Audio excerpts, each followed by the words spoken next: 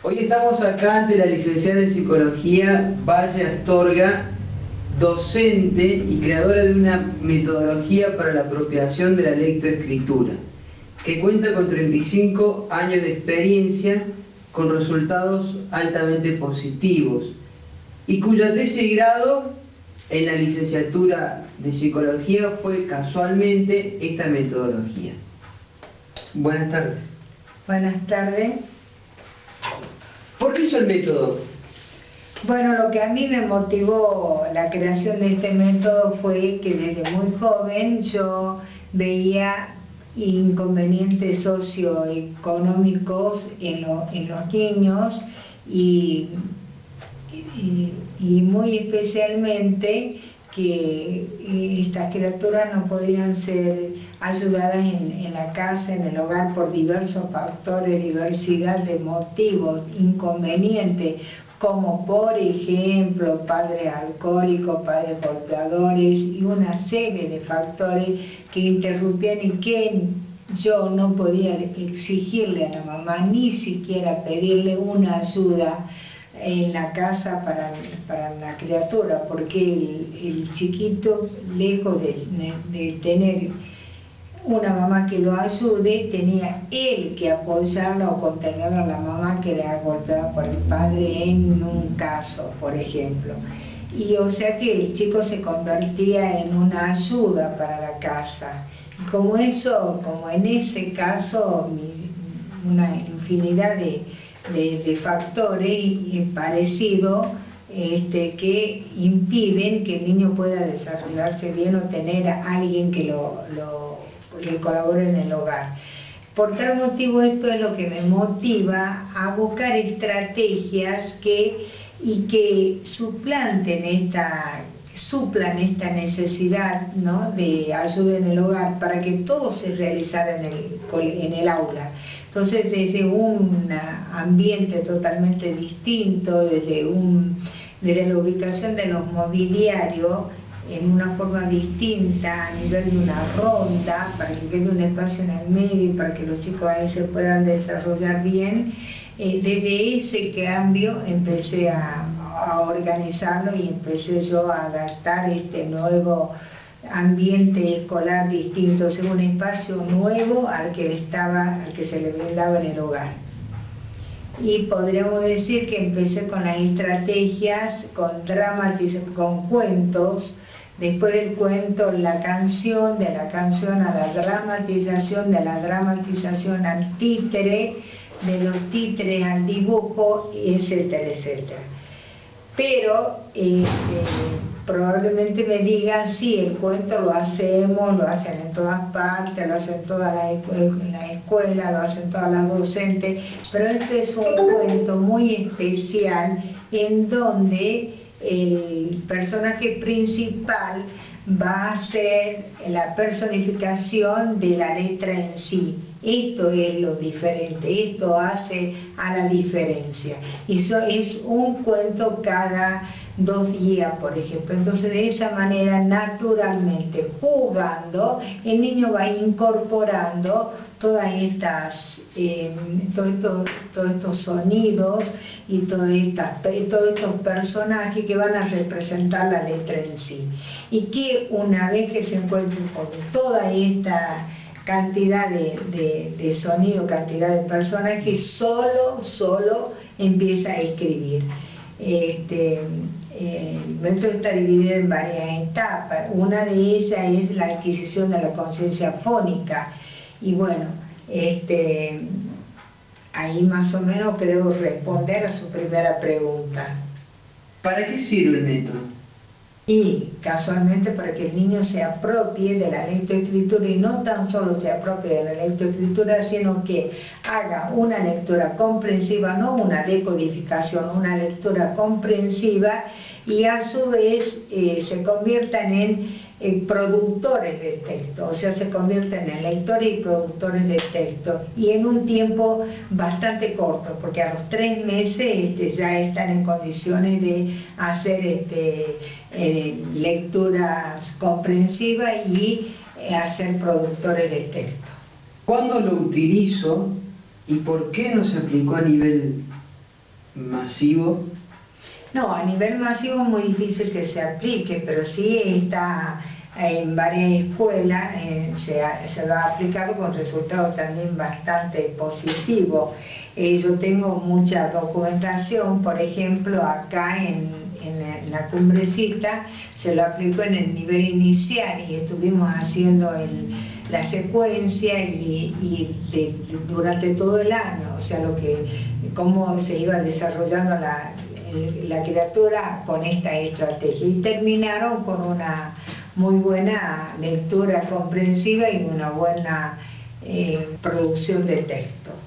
Pero a nivel masivo es difícil, por eso es la intención mía de que se lo conozca ahora o se vaya conociendo. Yo estoy dictando cursos, los dicto en el Colegio de Psicólogos, los dicto particularmente, fui a varias escuelas, he trabajado con la institución IFUPEI, mediante la cual he asistido a muchas escuelas en distintas ciudades como Canal, La Carlota, Carlos Paz, en fin, o sea que Cruz del Eje. En Cruz del Eje también, perfecto, y ahí lo están aplicando ahora, que también tengo testimonio.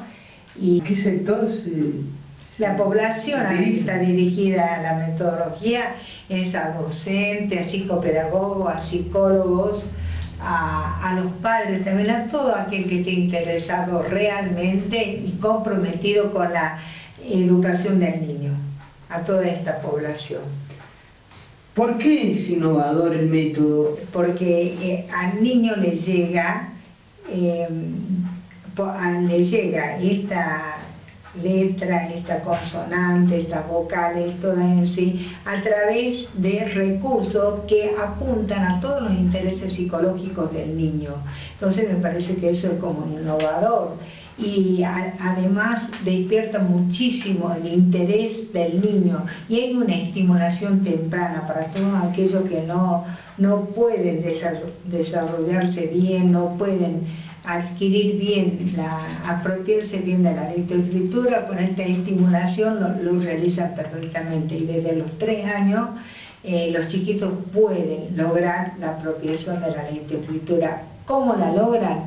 Simplemente jugando, simplemente cantando, simplemente escuchando el cuento.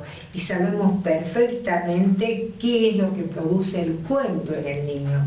Y desde Bruno Bettelheim, que es un psicoanalista, discípulo de Freud, nos habla de la importancia del cuento de hadas en el niño, desde el psicoanálisis. Bueno, para eso tendremos que desarrollar, por supuesto, lo que nos habla Bruno Bettelheim, que todo esto lo hago yo en el curso. Hablamos de Bruno, de Emilio Tenti, de Anna Freud, de Vygotsky, de Axubel, de Piaget. Todos estos son los autores que van fundamentando este conjunto de estrategia, diríamos así, esta metodología, este conjunto de estrategia. Todos estos autores son los que lo fundamentan y bueno, en los cursos en donde me explayo, donde ven los testimonios y donde se pueden evacuar todas las dudas que tengan. ¿Qué niños y qué niveles sociales pueden acceder al método? Claro, todo tipo de niños, los que están por encima de la media y los que están por debajo de la media. A los que están por debajo de la media, que a eso es lo que más se apunta, porque esos son los más necesitados, porque esos son los más carentes, porque esos niños son los más privados de todo este tipo de aprendizaje. Entonces es ahí a donde más se apunta, y de hecho que el niño que está por encima de la media, que no tiene mayormente problemas, se desliza como un tobogán. Y también ha dado resultados en niños con problemas neurológicos, como por ejemplo los niñitos con síndrome de Down, han logrado la lectura y la escritura. Han logrado estos niños. Y niños, por ejemplo, con el síndrome de Asperger también han logrado incorporarse. hasta niños autistas, hasta tengo experiencia hasta en esos niños. O sea que es para todo tipo de niños, los que tienen inconvenientes neurológicos, los que no tienen inconvenientes neurológicos, los que tienen problemas psicológicos, los que no los tienen y los que en realidad hay muchos factores que impiden el buen desarrollo y el buen desenvolvimiento del niño. O sea que usted dice que los niños aprenden jugando. Aprenden jugando, exactamente, aprenden jugando. Ellos escuchan el cuento, después tienen la canción, después tienen el dibujo, después expresan las oraciones y de soslayo van internalizando esta letra que no es una letra convencional y abstracta, es algo concreto con una significatividad lógica y psicológica y que apunta a las necesidades psicológicas del niño. Por eso es lo que aprende jugando y se entusiasma cada día más en esta metodología, en este conjunto de estrategias, porque él entra al grado, no, simplemente pide y pide, un cuento más, el cuento, otro cuento, eso es, cantemos, bailemos, dramaticemos, jugamos con los títeres, todo eso es la demanda de los niños en conjunto en general. O sea, lo que usted hace o quiere interpretar es que usted entra al mundo de los niños. Exactamente, entramos al mundo del niño y nos quedamos en el mundo del niño, no salimos del mundo del niño. Lo dice Piaget. Piaget dice que el niño hasta los 13 años tenemos que trabajar concretamente, no puede abstraer. Y la letra en sí, esa D, esa P, esa A, esa N, es abstracta. Y para que llegue al niño, no todos la cantan, y es por eso que existen inconvenientes. Y no lo digo yo únicamente, me lo van a responder y me van a decir las docentes si yo estoy en lo cierto o no. Hay problemas, hay inconvenientes, el chico no puede llegar a esa abstracción de la D, de la P, de la M, de la S. En este otro caso, la letra se convierte en un personaje muy de él, muy significativo, y vuelvo a repetir, con una significatividad lógica y psicológica. También está como un autor bastante interesante y fundamental, Don Alwínico, psicoanalista. ¿Y qué aportaría, según usted, un niño que es productor de texto a la sociedad? Un niño que interpreta, razona por sí mismo a la sociedad. ¿Cuál sería el aporte, el gran aporte?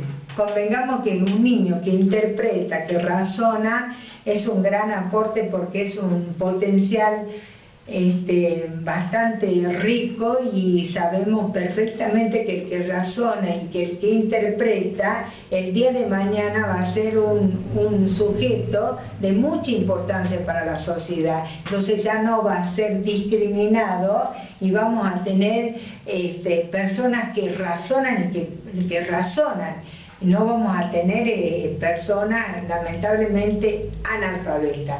Estamos en la alfabetización, que la alfabetización no es únicamente primer y segundo grado, sino que se sigue y se continúa. Y de esta manera tiene más posibilidades para terminar bien un primer grado, continuar con todo el segundo y así sucesivamente, y no dejar rastro, porque si bien es cierto que con las investigaciones de la doctora Emilia Ferreiro, a quien yo la valoro muchísimo y de quien también yo fundamento muchas de mis situaciones, de mi teoría, está fundamentada también en las investigaciones de Emilia Ferreiro, que nos dice que el proceso de la incorporación de la lectoescritura dura más o menos todo el primer ciclo, primero, segundo y tercero, Pero ya ahí entramos como en una discriminación, porque el chico desde lo psicológico va a saber perfectamente que él sabe menos que su compañero